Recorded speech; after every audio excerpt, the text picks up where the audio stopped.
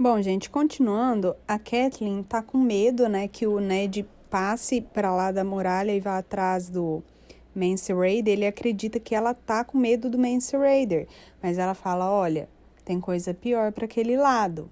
Ou seja, ela tá esperta, ela tá ligada. O Ned debocha dela, ele fala, abre aspas, você ouve em demasia as histórias da velha ama. Os outros estão mortos como os filhos da floresta, desaparecidos há 8.000 anos. Mestre Lewin lhe diria que nunca sequer chegaram a estar vivos. Nenhum homem vivo alguma vez viu algum. Fecha aspas. Aqui notamos duas coisas. A primeira é que ele cita outra mulher sendo supersticiosa e outro homem sendo cético. E a segunda coisa que notamos é que os zumbis não estão desaparecidos, né? Hello! A gente já viu eles no começo da história, né? Então, ele tá errado sobre os zumbis, pode ser que esteja errado também sobre os filhos da floresta e sobre todo o resto, né, galera? O Jorginho, ele tá berrando aqui nesse capítulo. Escutem as mulheres! A Cat finaliza ele ali, dá um fatality. Ela fala, pois é, até hoje de manhã, ninguém vivo tinha visto um lobo gigante também. Aí tá, né, ele assume que perdeu a discussão, muda de assunto e começa a perguntar o que ela faz ali, né, porque já sabe que ela não curte ficar ali naquele lugar. Ela fala que recebeu a carta do rei, conta sobre o Jon Arryn. O Ned fica malzão, fica super abalado, porque o Jon Arryn é pai de criação do Ned, do rei. Quando eles eram criancinhas, eles foram mandados lá para o Ninho da Águia para formar uma aliança com o Vale. E quando o antigo rei, Aerys Targaryen, exigiu a cabeça do Ned e do Robert para o Jon, ele negou, eles se juntaram e se rebelaram contra a coroa, né? E depois eles ainda viraram irmãos por casamento, porque os dois se casaram com as irmãs Tully.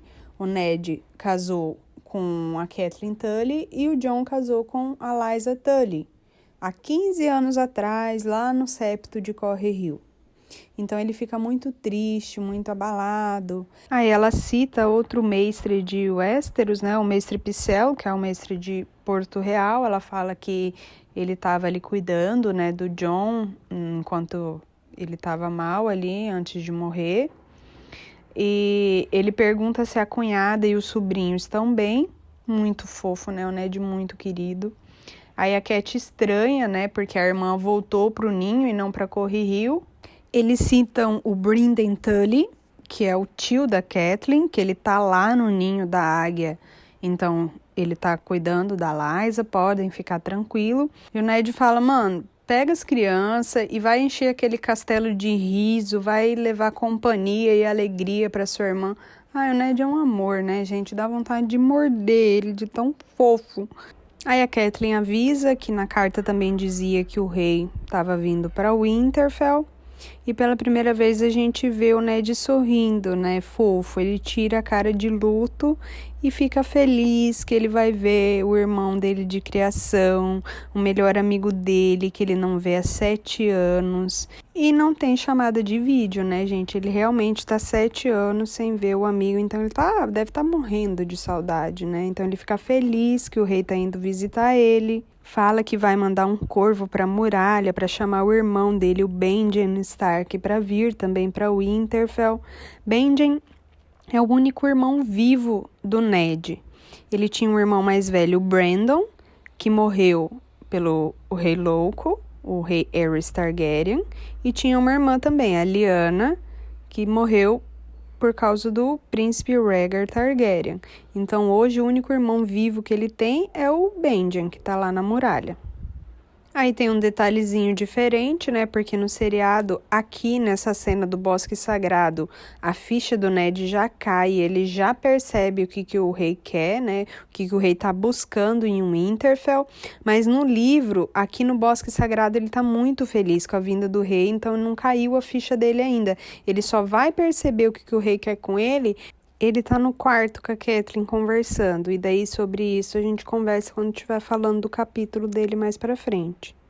Mas a Cat, que é uma mulher supersticiosa, uma mulher sensitiva, uma mulher religiosa, que está ligada nos sinais, ela já tá encabulada com com essa história que o povo tá falando, que viu um lobo gigante cinza morto com chifres de veado, que é o símbolo da casa Baratheon. E agora o rei tá chegando ali, ó, pra perto do veado cinza, que é os Stark. Ela tá se cagando de medo, gente. Como que ela fala, né? Abre aspas. Mas ouvira o que dizia pelos pátios, um lobo gigante morto na neve, com um chifre partido na garganta. O terror retorcia-se no seu interior como uma serpente, mas forçou-se a sorrir para aquele homem que amava, aquele homem que não punha fé alguma nos sinais, fecha aspas. Ou seja, galera, para sobreviver no mundo fantástico, tem que acreditar em magia, né? Não pode ser cético, cara. A Cat diz que vem umas 300 pessoas, né, incluindo a rainha e os irmãos e os herdeiros da coroa. Mostra de cara como o Ned tem ranço dos Lannister, né? Ele diz que eles apoiaram o Robert só depois quando a guerra já estava ganha, né? E como ele é um homem muito honrado, ele não aceita o regicídio. Por mais que tenha beneficiado o lado dele da guerra, ele não consegue aceitar o fato do Jaime Lannister ter matado o rei Aerys Targaryen pelas costas, sendo um cavaleiro da guarda real, entendeu? Ele existia com o único propósito de proteger o rei, vai lá e mata o cara pelas costas. O Ned não consegue perdoar isso, entendeu? Ele não aceita uma atitude dessa. E aí ela pede para ele respeitar a rainha, porque dizem que o orgulho da Cersei cresce a cada dia. E sim, aqui a gente já pode sentir o perigo da nossa rainha, né, gente? Porque uma pessoa orgulhosa é uma pessoa perigosa, é uma pessoa que é capaz de fazer mal só para não ferir o seu ego. Então, cuidado com a rainha Cersei, Ned. Ele finaliza dizendo que vai mandar o Jory Cassel pela estrada para encontrar a comitiva. Ele quer muita comida, quer festa, quer caçada para agradar o rei gosta muito de caçar. E aí no seriado a gente vai para o interior do castelo, o grande salão de Winterfell, mostra uma galera trabalhando para preparar o castelo para a chegada da comitiva do rei, e a Cat está orientando o mestre Luwin. Lembrando que os mestres são os sábios conselheiros da nobreza, né? Então ela cita o Tyrion Lannister, que é o irmão caçula da rainha, e faz uma piadinha ali, né, com o fato dele ter nanismo. E saindo do casal Stark, a gente corta para os garotos de Winterfell.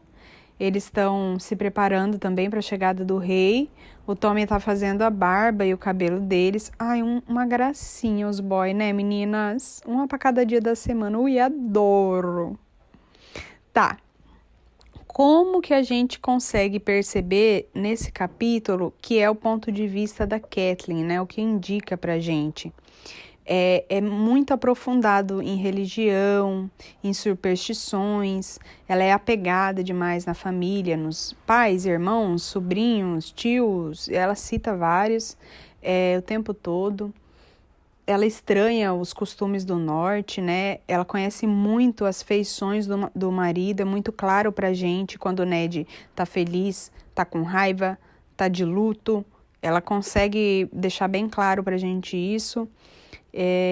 Citam marcos históricos, como guerras, batalhas, o líder, o Mance Rayder, para lá da muralha, a rivalidade com os Lannisters, mostra a saudade também, né, que o Ned tá do rei. Outra coisa que é muito marcante nesse capítulo, que é um capítulo pequeno, fala 3 vezes que a Catelyn está sendo observada pelo represeiro. Gente, isso é muita coisa para um capítulo tão curto, tá? Então, a gente que já conhece obra de fantasia pode ter certeza que tem alguma coisa aí, tá? Não é só uma sensação. Realmente, a árvore está observando ela. E aí, fala muito de história, cita o Brandon construtor, fala que ele que fez o Winterfell, cita a chegada dos primeiros homens, fala do desmatamento dos represeiros, da guerra do usurpador, o que fica mais claro é a diferença de personalidade dos dois, né? Enquanto a Cat é totalmente supersticiosa, o Ned é totalmente cético, e também fica muito claro que a Cat, apesar de ter o nome Stark, continua sendo uma Tully, obviamente, né? Esse drama a gente vai ver em vários personagens. O Theon dividido entre Stark e Greyjoy, o Jon dividido entre Stark e Snow, enfim, vários momentos de indecisão e de autoconhecimento. E o nosso lindo, querido e amado Jorginho explica pra gente que você não precisa ser isso ou ser aquilo, quando você pode ser o todo. Ele já tá dando um tapa na cara dos fanáticos. Tá falando assim, meu irmão, você não precisa ser ou Senhor dos Anéis ou Game of Thrones. Você pode ser os dois. E eu amo demais esse homem, gente. Obrigado por existir, George R. Martin. E no próximo vídeo continuaremos com o núcleo de Winterfell, mas com o ponto de vista do Eddard. Fiquem em paz e um grande abraço.